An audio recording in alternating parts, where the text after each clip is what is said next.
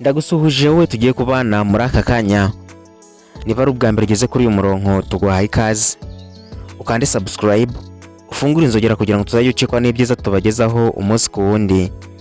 Nawe dusanzwe tubana turagusuhuje cyane kuko uri w'agaciro gakomeye cyane. Nk'ibisanzwe rero uyu ni wa mwanya wacu mwiza wahariwe kukugezaho ubusobanuro bw'amazina.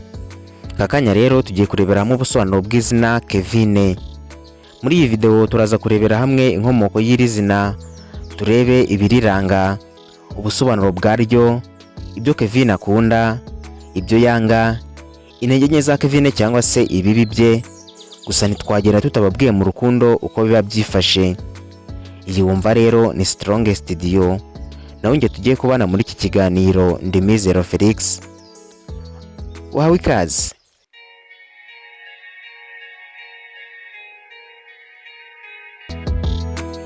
Izina Kevin rikomoka mu rurimi rwa Ireland muri Irish cyangwa se Gaelic.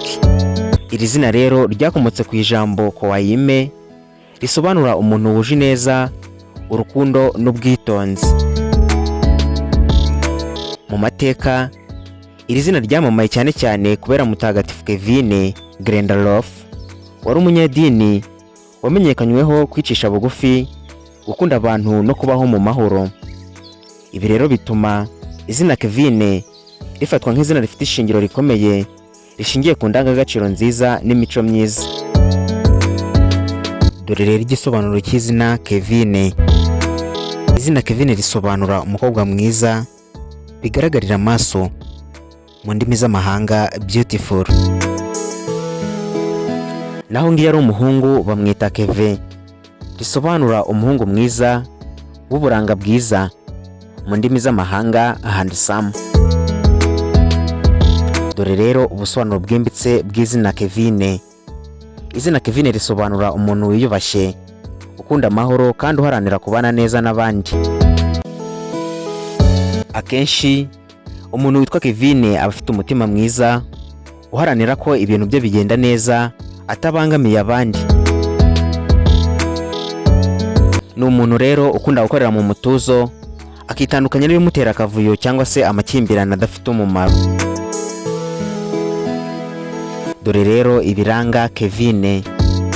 Umuntu witwa Kevin akunze kurangwa n'ubwenge, ubushishozi no gutekereza cyane mbere yo gufata icyemezo. Aba ari umuntu utekereza ku ngaruka z'ibyo agiye gukora, bigatuma adakunda kwihutira ibintu. Akenshi aba ari umunyakuri, ukunda kuvugisha ukuri kandi akubaha abo babana. Nubwo rero Kevin ashobora kutagaragara cyane mu bantu benshi, ariko aba afite ijambo rifite uburemere ngiyo rivuze. Kevin akunda amahoro, umutekano w'umutima n'ibimufasha kongera ubumenyi bwe. Akunda inshuti z'ukuri zidahindagurika kandi zifite indangagaciro nziza. Akenshi akunda umuziki utuje, gusoma, gutekereza no gukora imirimo imuha amahirwe yo gukoresha ubwenge bwe. Ku rundi ruhande rero Kevin ashobora kugira intege nke zo gutekereza cyane, bikamubera umutwaro, bigatuma rimwe na rimwe atinda gufata ibyemezo. Ashobora no kugira ingorane zo kugaragaza amarangamutima ye, agahitamo kubika ibimubabaje aho kubivuga.